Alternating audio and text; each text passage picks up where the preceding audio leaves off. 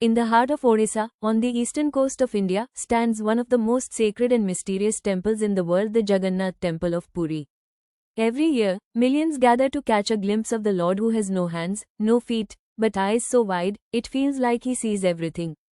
Today, I will share with you the real and divine story of Lord Jagannath, a form of Lord Vishnu, whose worship has crossed time, traditions, and even logic.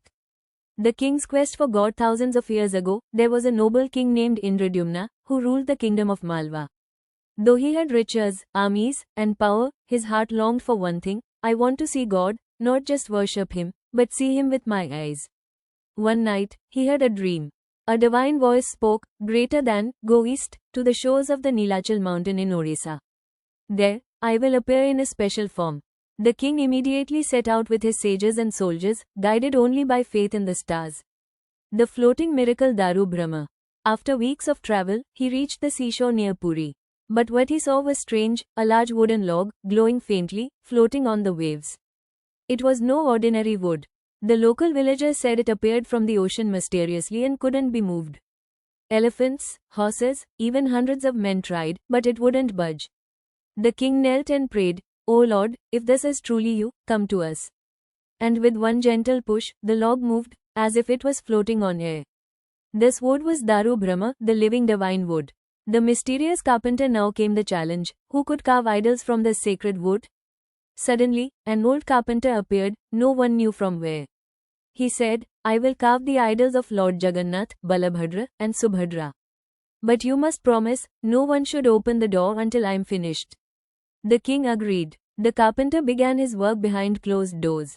Days passed, then weeks. No sound came from the room. The queen became restless. What if he's in trouble? Or dead? She said. Despite warnings, she opened the door. And there, the carpenter was gone. The idols were unfinished, no hands, no feet, but with wide, soulful eyes. The king fell to his knees in sorrow. But then, a divine voice echoed through the temple, these are my true forms. Worship me in this form. I live not in perfection, but in devotion. The first temple of Jagannath. The king built a grand temple at Puri, and installed the three divine forms: Lord Jagannath, a form of Lord Krishna; Balabhadra, his elder brother; Balarama; Subhadra, his beloved sister. From that day, the unique forms with big round eyes and no limbs became the symbols of divine love, unity, and acceptance. And to this day, the idols are never fully replaced. The divine Brahma Padarth, soul substance, inside is transferred secretly every 12 to 19 years, during Nabakalebara. The mystery of the Rath Yatra. Each year, during the Rath Yatra festival, the three deities come out of the temple in massive wooden chariots, pulled by thousands of people. It's the only time in Hindu tradition where God visits his people, not the other way around. It is said that even the greatest emperors have stepped down from their thrones to pull the ropes of the chariot, hoping for just one glance of Jagannath. Even Mughal Emperor Akbar's minister, Raja Man Singh, bowed before him. Even the British, confused by the massive crowds and devotion, called it the origin of the English word, Juggernaut, something unstoppable. The meaning behind the form.